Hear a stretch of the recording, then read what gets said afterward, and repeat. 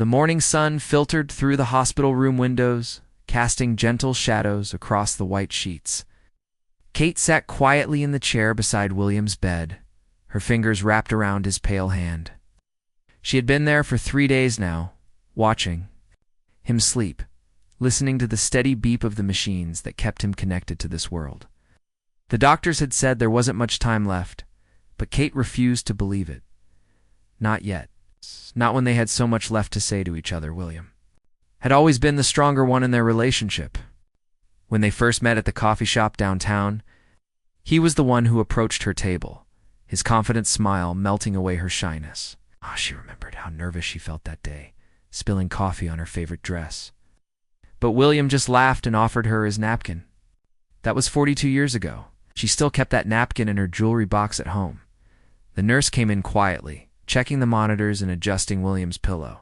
She smiled at Kate with that gentle, knowing look that hospital staff give. 2 families in waiting.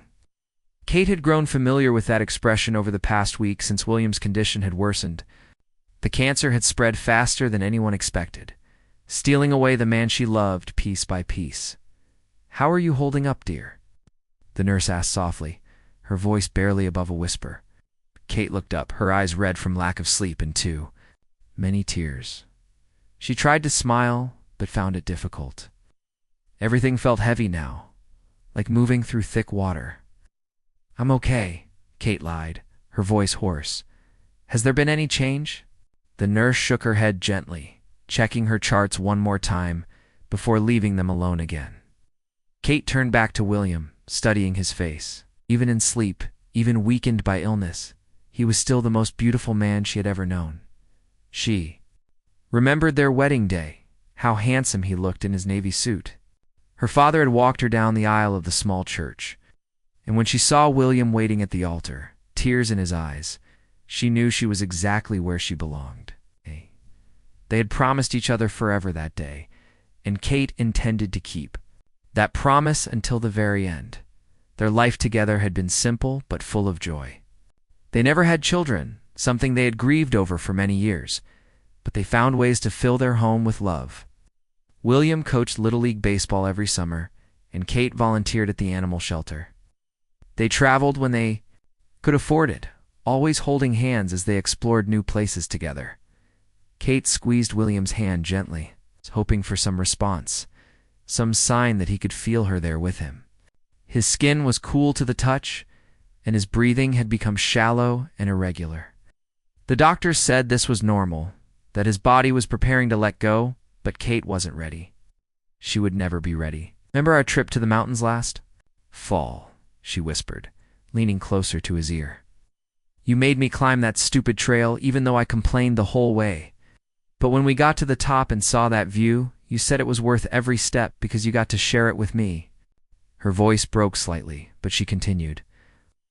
"I want you to know that every step of our life together has been worth it, William. Every single moment." The afternoon stretched on, and Kate found herself telling William about all the things she wanted him to remember. Their first dance at their wedding, to the way you looked tonight. The time they got caught in the rain and had to run for shelter, laughing so hard they could barely breathe. The quiet Sunday mornings when they would read the newspaper together, sharing sections and discussing the world over cups of coffee that grew cold while they talked. She told him about the garden they had planted together in their backyard. The roses he had surprised her with on their 10th anniversary still bloomed every spring. She promised she would take care of them, that she would remember to water them just the way he had taught her. She would keep their home exactly as he left it, at least for a while, because she wasn't ready to change anything yet. As evening approached, Kate felt exhaustion creeping through her body. She hadn't eaten much in days, surviving on hospital coffee and the sandwiches their neighbor brought by. Odd. But she couldn't leave William's side, not now. What if he woke up and she wasn't there? What if these were their last hours together and she missed them? The room grew quiet except for the soft sounds of the machines and William's breathing. Kate rested her head on the edge of his bed, still holding his hand, and closed her eyes for just a moment. She dreamed of their younger days, when William would wake her up early on Saturday mornings to go fishing at the lake. She never liked fishing, but she loved watching William's face when he caught something. the pure joy and excitement that made him look like a little boy. When she woke, it was dark outside. A different nurse was checking on William, moving quietly around the room. Kate straightened up, her neck stiff from sleeping in the chair. She looked at William's face, hoping to see some change, some sign that he was fighting to stay with her. But he looked peaceful, as if he was simply having a pleasant dream. "I love you," she whispered, bringing his hand to her lips and kissing it gently. "I love you more than words can say, and I always will." The machines continued their steady rhythm, marking time in a way that felt both comforting and terrifying. Kate knew that soon, very soon, that sound would stop. And she would have to learn how to live in a world without William's hand to hold. The second day brought visitors. William's brother Michael arrived first, his eyes red from the long drive and the weight of what he was about to face. Kate watched as he stood in the doorway, frozen, staring at his younger brother lying so still. In the hospital bed, she understood that feeling completely. Even after 3 days, she still had moments where she couldn't believe this was really happening. Michael pulled up another chair beside Kate. They sat together in comfortable silence. The brothers had always been close, talking on the phone every Sunday without fail. Kate remembered how excited William would get before those calls, gathering up stories from their week to share. He would tell Michael about the new flowers blooming in their garden, about the funny thing their neighbor's cat did, about Kate's latest project at the animal shelter. "He looks peaceful," Michael said quietly, reaching out to touch William's arm. Kate nodded, grateful for the company. She had been alone with her thoughts for too long, replaying memories and trying to memorize every detail of William's face. Having someone else there who loved William made the room feel less lonely. "He's been sleeping since yesterday morning," Kate explained. "The doctors say he can probably hear us, but he hasn't opened his eyes." Michael nodded, settling back in his chair. They talked softly about William, sharing stories and memories. Michael told Kate about their childhood, about how William always looked out for him even though Michael was older. "When we were kids, Liam used to save half his Halloween candy for me because he knew I would eat mine too fast and regret it later," Michael said with a small smile. "Even as a little boy, he was always thinking about other people first." Kate squeezed William's hand, remembering how that same thoughtfulness had drawn her to him all those years ago. Their neighbor Mrs. Patterson came by in the afternoon, bringing homemade soup that Kate knew she wouldn't eat but appreciated anyway. Mrs. Patterson had lived next door to Kate and William for 15 years, and she had become like family to them. She was the one who called the ambulance when William collapsed in their garden last week, the one who stayed with Kate in the emergency room until Michael could drive down.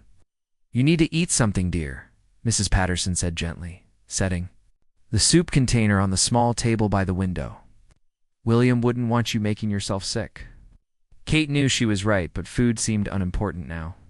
Everything except William seemed unimportant. As the day wore on, Kate found herself thinking about all the ordinary moments she had taken for granted. The way William hummed while he shaved every morning. How he always made sure her coffee cup was full before his own. The way he would reach for her hand while they watched television in the evenings without even thinking about it. These small gestures that had filled their days together now seemed precious beyond measure. She remembered the morning, just 2 weeks ago, when William had brought her breakfast in bed for no special reason. He had made her favorite pancakes, slightly burned around the edges because he always got distracted while cooking.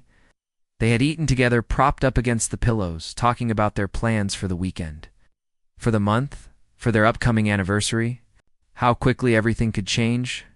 Dr. Martinez came in during the evening rounds, checking William's chart and examining him gently. Kate had grown to trust this doctor over the past week. He was honest but kind, never giving false hope, but always treating William with dignity and respect. Kate appreciated that he talked to William even though William couldn't respond. Explaining what he was doing, maintaining William's humanity even in this state. "How much longer?" Kate asked quietly when the doctor finished his examination. Was the question she had been afraid to ask, but she needed to know. Dr. Martinez sat down beside her, his expression gentle but serious. "It's difficult to say exactly," he replied carefully. "His body is shutting down gradually. It could be hours, or it could be a day or two. But Kate, I want you to know that he's not in pain." The medication is keeping him comfortable. Kate nodded, grateful for that small mercy. The thought of William's suffering was unbearable. After the doctor left, Kate was alone with William again. Michael had gone to get dinner and call Williams. Other siblings, updating them on the situation. The room felt different in the evening light, somehow both peaceful and melancholy. Kate adjusted Williams's blanket, smoothing it carefully. Needing to do something useful with her hands, she began talking to him again, telling him about the day, about the visitors, about how much everyone loved him. She told him about the cards that had arrived from friends and neighbors, all the people whose lives he had touched in some way. Their mailbox at home was overflowing with expressions of care and support. "Do you remember our first fight?" Kate asked, settling back in her chair. "I was so mad at you for forgetting our 6-month anniversary. I thought it meant you didn't care about me as much as I cared about you." She smiled at the memory. "Showed up at my apartment with those ridiculous flowers from the gas station, and that speech about how every day with me was worth celebrating, not just the special ones. You were right, you know. You usually were." The night stretched ahead of them, another long vigil of waiting and watching and hoping. Kate knew that soon she would have to start thinking about arrangements, about calling people, about all the practical things that follow death, but not yet. For now, she just wanted to be here with William, holding his hand and talking to him, pretending that love could be enough to keep him with her just a little longer. Outside the hospital window, the city continued its normal rhythm. Cars passed by. People went about their evening routines. Life carried on, as if nothing monumental was happening in room 314. But for Kate, the entire world had narrowed down to this small space, this bed, this man who had been her everything. For more than 4 decades, time felt suspended, precious and cruel all at once. Dawn broke gray and cloudy, matching Kate's mood as she watched William sleep. She had dozed fitfully through the night, startling awake every time the rhythm of the machines changed, every time William shifted slightly or made a soft sound. The nurses had offered to bring her a more comfortable chair, but Kate refused to move any further from William's bedside than absolutely necessary. This morning felt different somehow. There was a stillness in the air that made Kate's chest feel tight with worry. William's breathing had become more labored during the night, and his skin had taken on a waxy quality that frightened her. When her own parents passed away, but this felt impossibly harder. Losing a parent was the natural order of things. But losing the person who had been her partner in everything felt like losing half of herself. Father O'Brien arrived just after breakfast, his familiar face bringing Kate a small measure of comfort. He had married them all those years ago and had remained a friend throughout their life together. William wasn't particularly religious, but he respected Kate's faith and had always enjoyed the priest's visits to their home. Father O'Brien moved quietly around the room, saying a soft prayer over William before settling into the chair beside Kate. "How are you holding up, Catherine?" he asked gently, using her full name the way he always did. Kate appreciated his presence, the way he didn't try to fill the silence with empty platitudes about God's plan or better places. He simply sat with her, offering his quiet strength and understanding. "I keep thinking I should be doing something more," Kate admitted, her voice barely above a whisper. "There should be something I can do to help him, to make this easier somehow. I feel so helpless just sitting here." Father O'Brien nodded knowingly. He had sat with many families through moments like this one. "Sometimes the most important thing, what we can do, is simply be present," he said softly. "Your love, your presence, that's not nothing, Catherine. That's everything." Kate felt tears prick at her eyes again. She seemed to cry constantly now, her emotions too big and too close to the surface to contain. Michael returned with coffee and pastries from the bakery down the street, the one where William used to stop every Saturday morning to buy Kate's favorite chocolate croissants.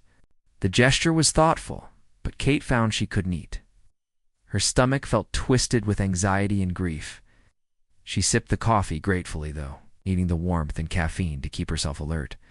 As the morning progressed, more visitors came and went. William's co-workers from the hardware store where he had worked for 20 years stopped by to pay their respects. His old fishing buddies came, standing awkwardly around the bed. clearly uncomfortable with the hospital setting, but determined to say goodbye to their friend. Each visitor shared a story or memory, painting a picture of a man who had lived a quiet but meaningful life. Tom, William's best friend since childhood, stayed the longest. He and William had grown up together, played baseball together, served as each other's best men at their weddings. Tom had lost his own wife 2 years earlier, so he understood some of what Kate was feeling. He didn't try to offer advice or comfort, just sat with her and shared the burden of watching William slip away. "Remember that time you two decided to build that deck by yourselves?" Tom asked with a slight smile. William insisted he could figure it out without instructions.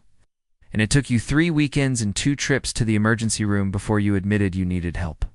Kate laughed despite herself, remembering William's stubborn pride and the crooked deck that they eventually hired someone to fix. Dr. Martinez made his rounds in the early afternoon. Kate could see the concern in his eyes as he examined William. The doctor's expression was carefully neutral, but Kate had learned to read the subtle signs over the past week. William's condition was deteriorating more rapidly now. His body was preparing to let go, even if his heart wasn't ready to leave. Kate behind. "I think it would be good to call anyone who wants to say goodbye," Dr. Martinez said quietly after finishing his examination. The words hit Kate like a physical blow, even though she had been expecting them. Hearing it said out loud made it real in a way that terrified her. She nodded silently, unable to trust her voice. Michael made the difficult phone calls while Kate remained at William's side. She could hear him in the hallway, his voice heavy with emotion as he updated family members and close friends. Within a few hours, the room began to fill with people who loved William. His sister Sarah drove up from the city with her teenage daughters. His nephew arrived from college, still wearing his football jersey from practice. Kate watched as each person said their private goodbyes to William, sharing memories and expressing their love. She was grateful that so many people cared about him, but she also felt a strange possessiveness. These were her last moments with William, and she wanted to hoard them, to keep them private and precious. But she understood that others needed to say goodbye too, that William's life had touched many hearts beyond her own. As evening approached, the room began to empty out again. Family members went to find hotel rooms or drove back home with promises to return in the morning. Kate was left alone with William once more, but the day had changed something in the atmosphere. There was a sense of finality now that hadn't been there before, a feeling that they were approaching the end of their long goodbye. Kate pulled her chair closer to the bed and took William's hand in both of hers. His skin was cool and dry, and she could barely feel his pulse anymore.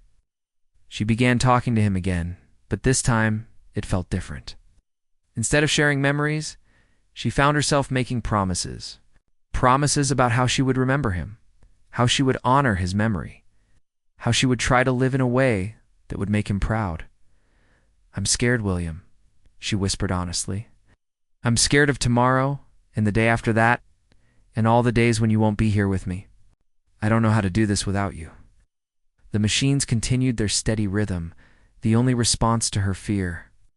But somehow, holding his hand in the quiet room, Kate began to feel a different kind of peace settling over her. Not acceptance. Exactly, but a recognition that this was how love worked sometimes. Sometimes loving someone meant learning how to let them go. The night settled around them like a heavy blanket, and Kate could feel the change in William's breathing. It had become more irregular, with longer pauses between each breath that made her heart race with fear each time. Dr. Martinez had warned her that this was part of the process, but knowing what to expect didn't make it any easier to experience. She found herself holding her own breath during the silences, releasing it only when she heard William take another shallow breath.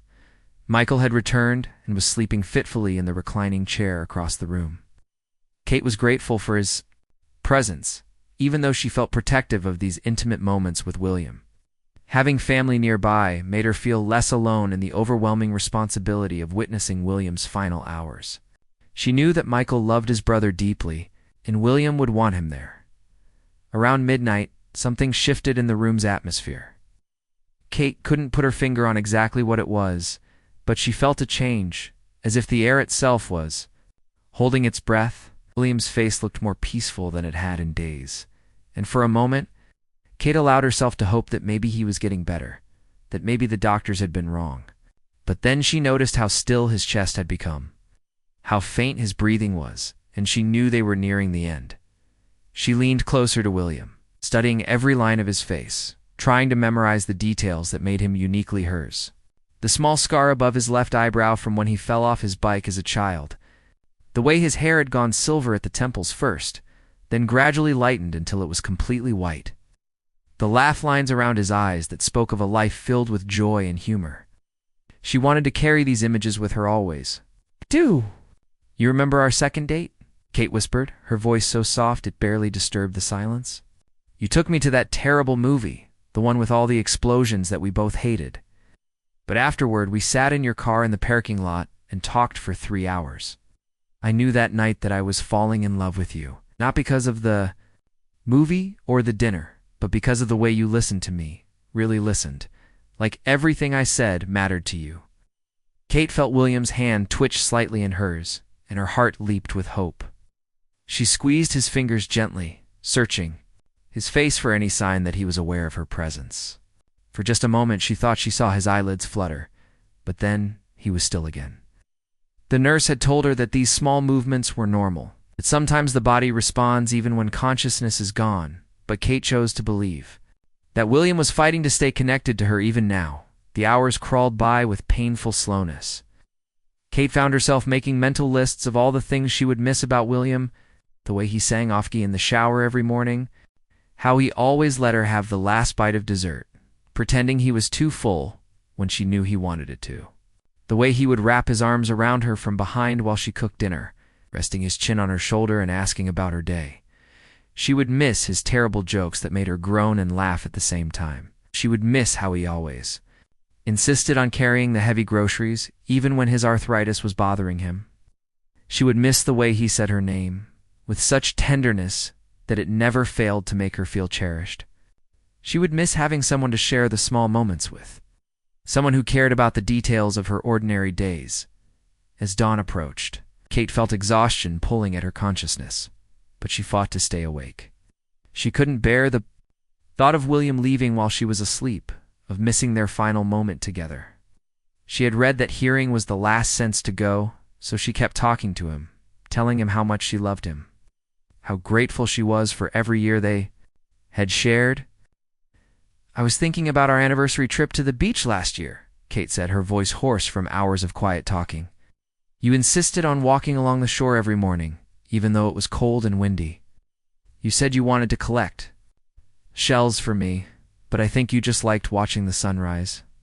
You always were an early bird. I used to complain about it, but now I'm glad. It meant we had more time together, more mornings to share." Michael stirred in his chair and came to stand beside Kate. His eyes were red-rimmed with exhaustion and grief, but he managed a small smile for her benefit. "How is he?" he asked quietly, though they both knew the answer.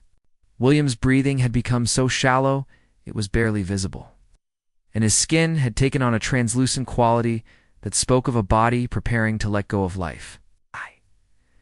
I think it's almost time," Kate replied, her voice breaking slightly on the words. She had been dreading to speak.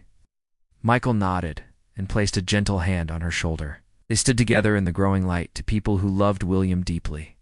Sharing the weight of this final vigil, Kate felt a strange sense of urgency wash over her, as if there were important things she still needed to say, even though she had been talking to William for days. She leaned closer to his ear, her voice barely a whisper. "Thank you, William. Thank you for choosing me, for loving me, for making every day better just by being in it. Thank you for being patient with me when I was difficult, for believing in me when I didn't believe in myself, for making our little house feel like the most wonderful place in the world." The morning sun began to filter through the hospital window, painting golden rectangles across the white sheets. Kate thought about how William had always loved mornings, how he would stand at their kitchen window with his coffee watching the world wake up around them. It seemed fitting that he would leave them in the morning light, surrounded by the people who loved him most. Held in the embrace of Kate's unwavering devotion, she tightened her grip on his hand, as if she could anchor him to this world through sheer force of will and love.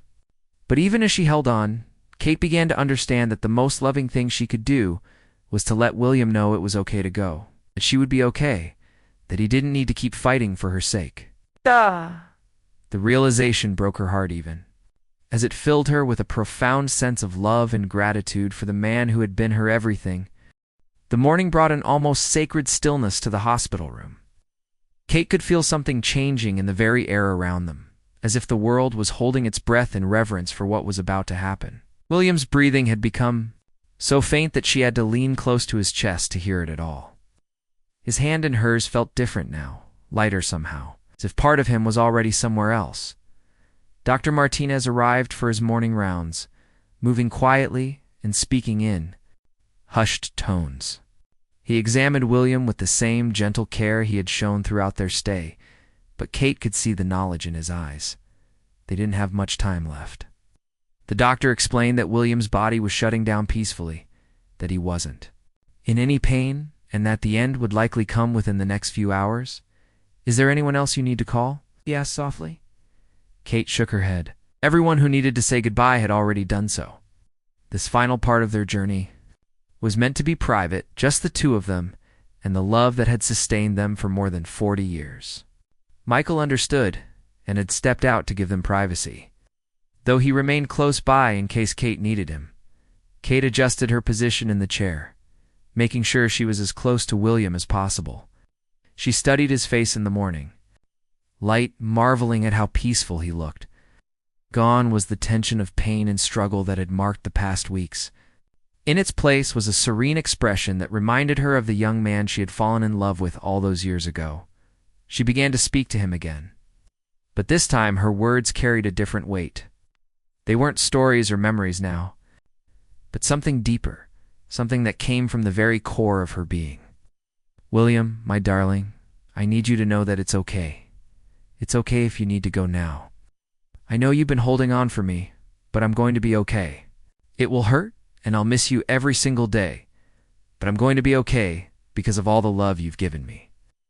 Kate felt tears streaming down her cheeks, but she continued talking, needing to say these things while there was still time. "You've been the best husband, the best friend, the best person I've ever known. You've loved me better than I ever dreamed possible, and you've made me a better person just by being in my life. I'm not ready to say goodbye, and I don't think I ever will be, but I understand that sometimes love means letting go."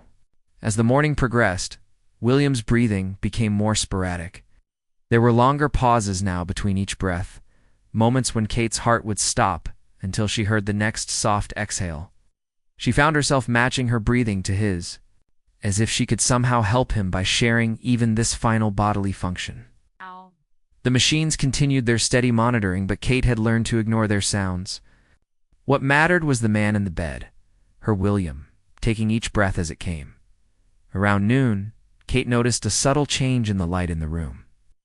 It wasn't the harsh fluorescent hospital lighting anymore, but something softer, more golden. As if the sun had found a way to bless their small space. William's face looked almost luminous in this light, and Kate felt a strange sense of peace wash over her. She had been fighting this moment for days, raging against the unfairness of it, but now she felt something different. Not acceptance exactly, but a recognition of the natural rhythm of life and death, the way love transcends both. "Do you remember what you promised me on our wedding day?" Kate asked softly, her voice steady despite her tears.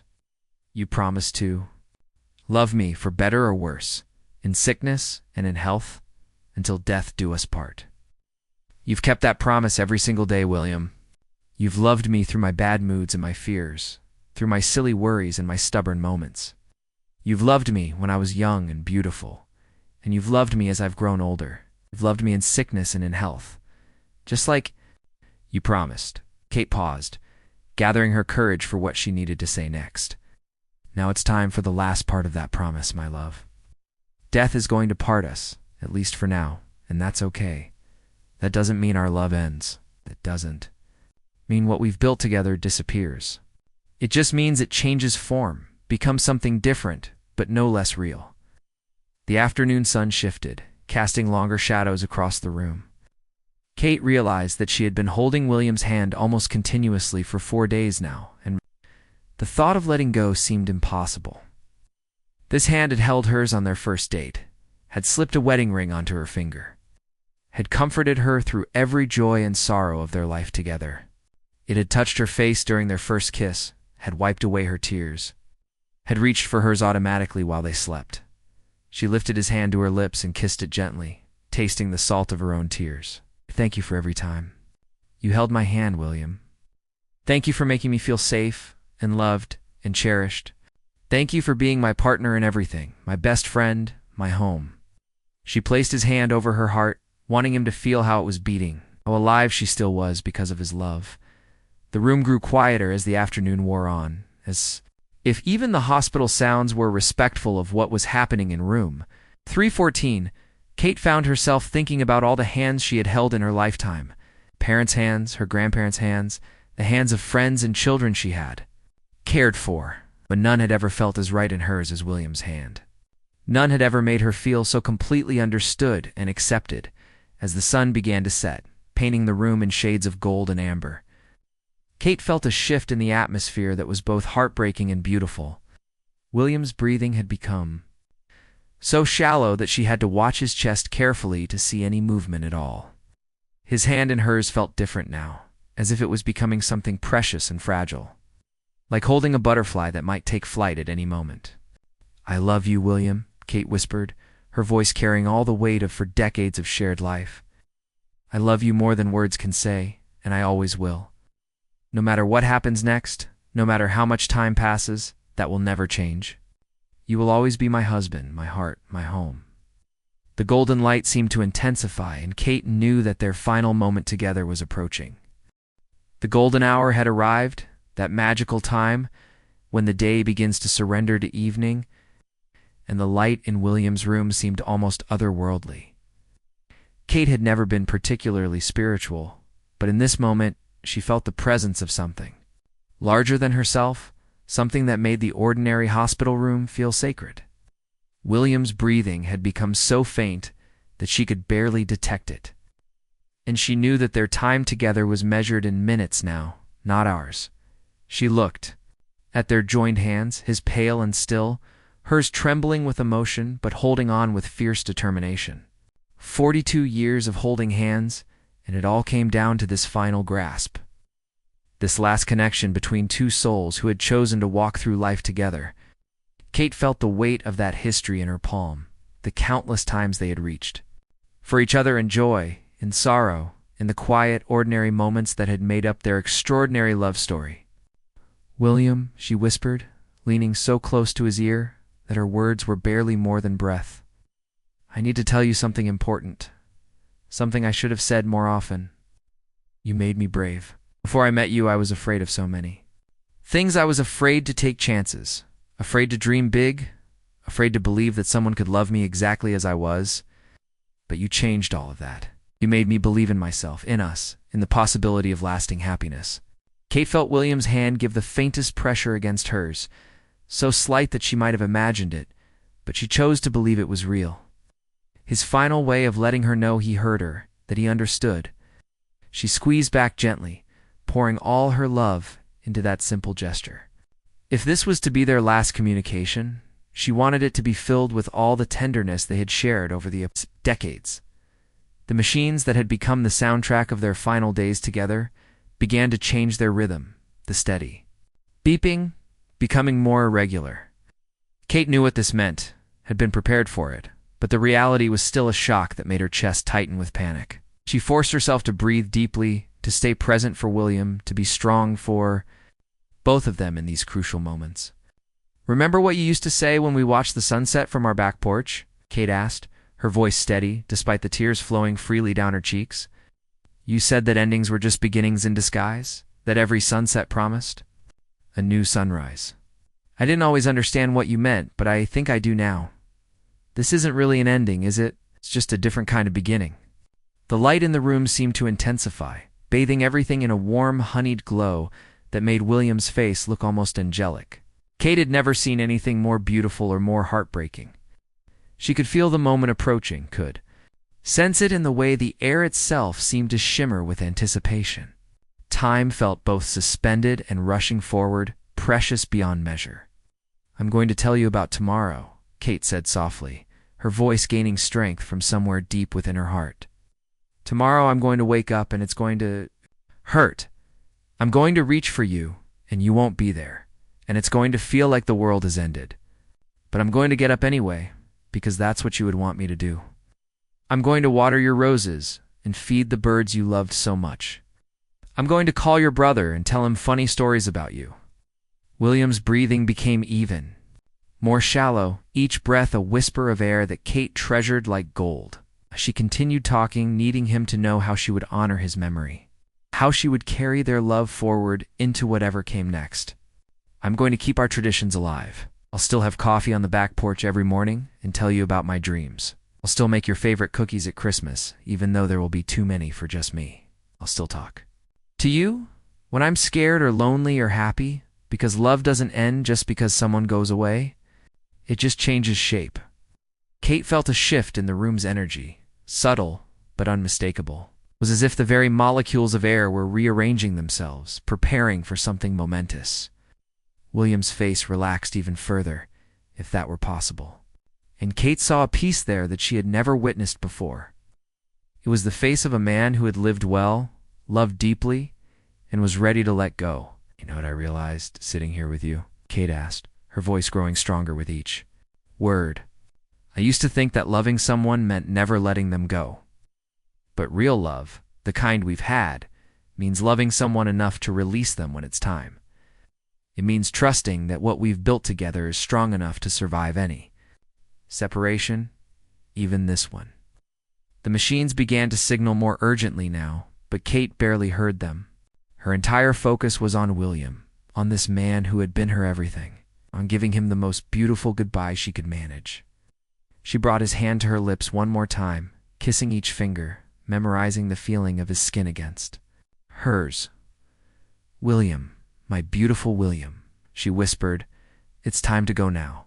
Don't be afraid, and don't worry about me. I'm going to be okay because you love me so well. You gave me enough love to last a lifetime, enough memories to keep me warm. On the coldest nights, you taught me how to be happy, how to be brave, how to believe in magic and beauty and the goodness of ordinary days." Kate felt the exact moment when William's spirit began to separate from his body. It wasn't something she could see or hear, but rather something she felt in her soul, like watching a butterfly emerge from its cocoon. The room filled with a presence that was both William and more than William, something luminous and peaceful that made her understand, for the first time, that death wasn't an ending, but a transformation. "I love you," she said one final time, her voice carrying all the tenderness of 42 years. "I love you beyond words, beyond time, beyond death itself. Thank you for choosing me, for loving me, for making my life so beautiful. Until we meet again, my darling, until we meet again." William's last breath was so gentle, it was like a sigh, like the softest whisper of wind through spring leaves. Kate felt his hand relax completely in hers, felt the moment when the physical connection ended, but something deeper remained. She continued to hold his hand as the machines fell silent, as the golden light gradually faded to the ordinary fluorescent glow of the hospital room. Kate sat in the silence for a long time, still holding William's hand, still feeling connected to him, even though she knew he was gone. She understood now why this final touch had been so important, why she had needed to hold his hand through every moment of his leaving. It wasn't just about comfort or connection. It was about love itself, about the way two people can reach across the impossible gulf between life and death and touch each other one last time.